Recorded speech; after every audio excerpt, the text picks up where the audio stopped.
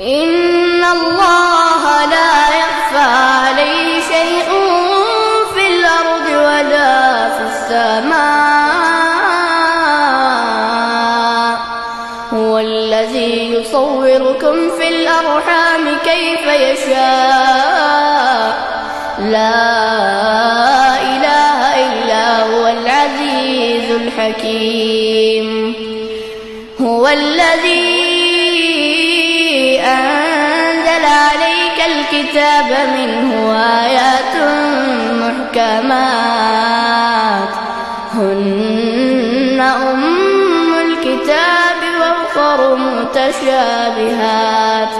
فأما الذين في قلوبهم زيغ فيتبعون ما تشابه منه ابتغاء الفتنة وابتغاء تأويله وما يعلم تأويله إلا الله.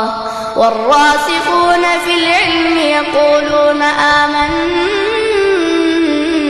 به كل من عند ربنا وما يذكر إلا أولو الألباب.